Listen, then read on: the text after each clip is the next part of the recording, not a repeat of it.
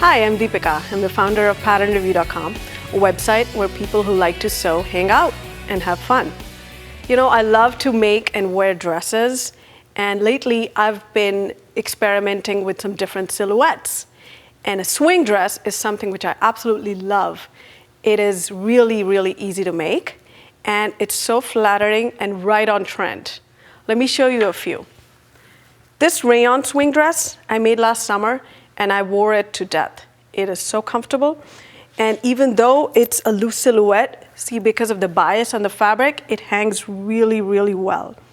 I like to pair it with a statement necklace, and not only for summer, see what happens.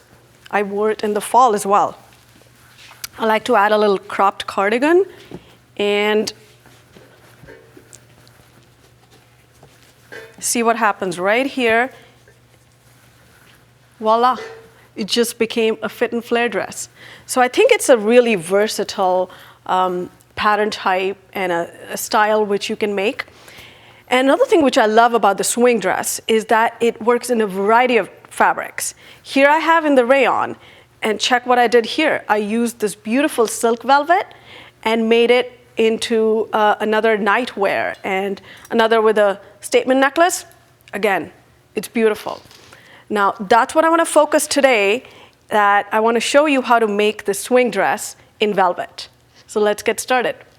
First of all, if you've seen velvet before, you know that it can be a little intimidating to sew. But I want you to remember two things about velvet. One, it has a pile, and two, it has a pile. So when that happens, you need to make sure that you cut all of your pattern pieces in the same direction. What direction will that be? Well, let's find out, shall we? You place your fabric on the table, and then just run your fingers or your hand along the selvage. If you feel no resistance, that means it's the right way or pile going down. And you'll know what I'm talking about when you try to go in the other direction. I'm feeling a little bit that the fibers are a little bit pulling, and that's going upward. Generally, the rule of thumb is that you place your pattern pieces going down.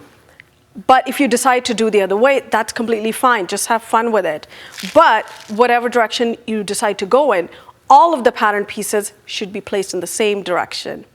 And we're in luck here because we literally have just two pattern pieces. Here we have the back, and here's the front. See what I did with this. I started with my favorite pattern, and I noticed that it has darts. Now, in velvet, I don't want to have too many seams or design details because I'm going to let the fabric do all of the work for me. I'm going to let it shine. And I decided to make this into a swing dress by just cutting open the dart and then making another cut all the way to the bottom to the hem, and then just closing the dart. And see what happens. It just made, from A-line, it became a swing dress or a flare dress or a circle dress, whatever you want to call it. And by just one easy pattern alteration, I made my own pattern. Now, if you don't feel like messing with pattern pieces or alterations, there are a few other options which I want to show you. This one here is a swing dress pattern with sleeve options. It's a raglan sleeve for a knit fabric. And this one right here gives the same exact silhouette which I have here, and you don't have to mess with the pattern pieces. So you decide what you want to do. Okay, we found the pattern. Let's figure out how to cut it. In velvet, I like to cut with the right side down. And it's very important to make sure that your fabric is on grain. So I take my time in placing the fabric on a flat surface and smoothing out all of the wrinkles. And I also want to mention that I like to cut in a single layer. So if your pattern piece is on a fold, you're going to just place your pattern here, and then I'm going to show you how to cut this back pattern piece.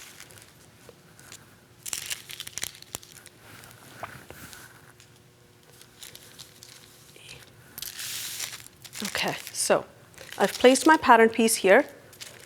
Don't be afraid to use pins. Or you can use these pattern weights right here. And, oops, that one got away. Aren't these cute? I love them. Okay, then I'm going to use my chalk and can just lightly mark around. The most important thing here is to mark the center front fold, and I'm going to do that right here. You just need a rough line to make sure that when you flip the pattern piece, so you're going to just follow this line and using your rotary cutter or scissors, whatever you prefer, you're going to cut around your pattern piece and then carefully remove your pattern weights, flip, and see what I was talking about? This line, the center fold line, is going to help you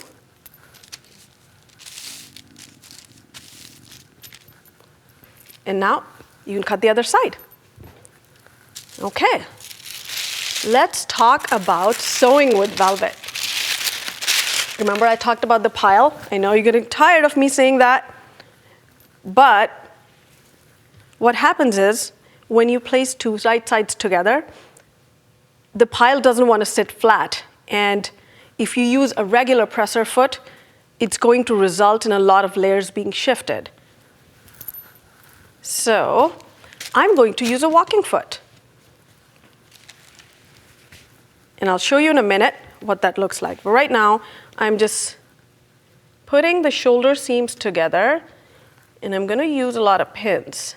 Now, if you're feeling a little bit nervous about the fabric shifting, you can do hand basting as well. But I feel like if you use a walking foot and you use enough pins and you sew slowly, it's not required. I didn't need to.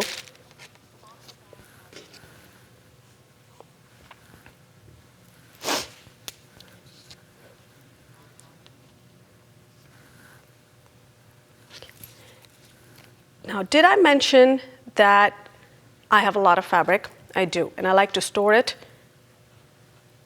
all folded up, not velvet though. For velvet, I like to roll it up like a towel, or sometimes I'll fold it and using a safety pin in the selvage.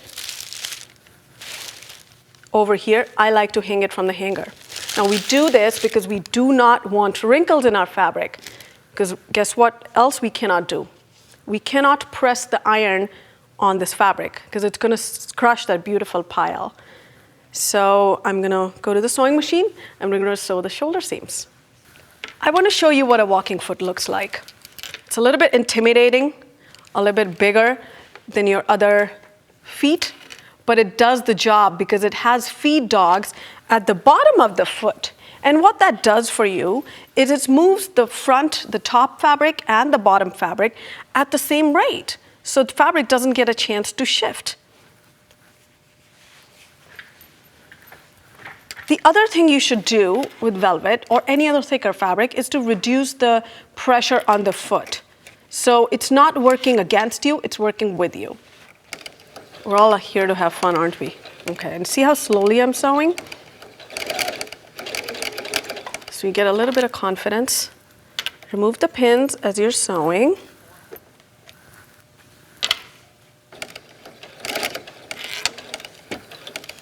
And I'm loving this walking foot. It's doing my job for me. Do a little back stitch. And then, I think the cutter is here. There we go. Okay, let's look at the seam here. I did some samples earlier to show you what happens if you don't use a walking foot. See all the puckering here at the bottom layer? That's not good.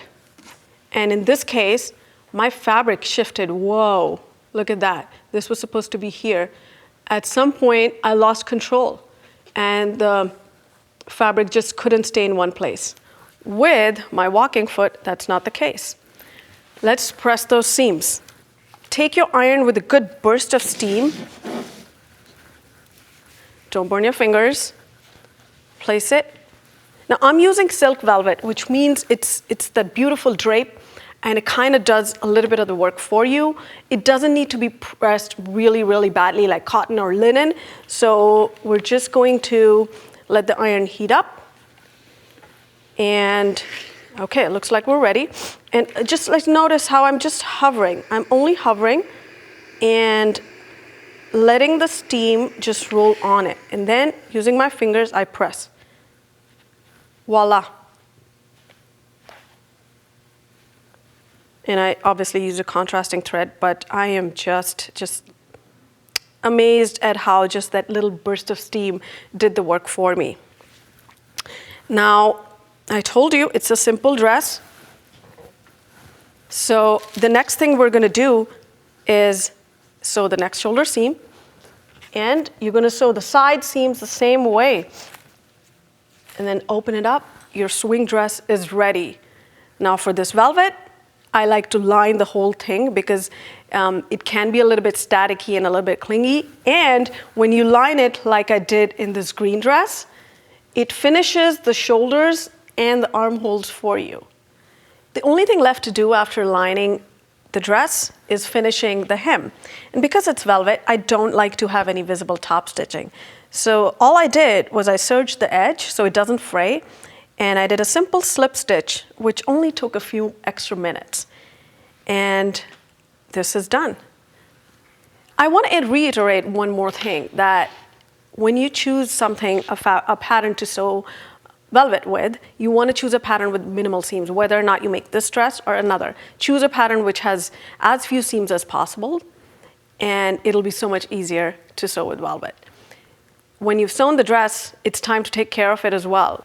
However you plan to wash your garment after, you would pre-treat your velvet the same way. If you want to dry clean your dress, you would dry clean your fabric before you start to sew, or if you launder the fabric in the washing machine, you would do the same before you start to sew. And that way, you'd have no surprises.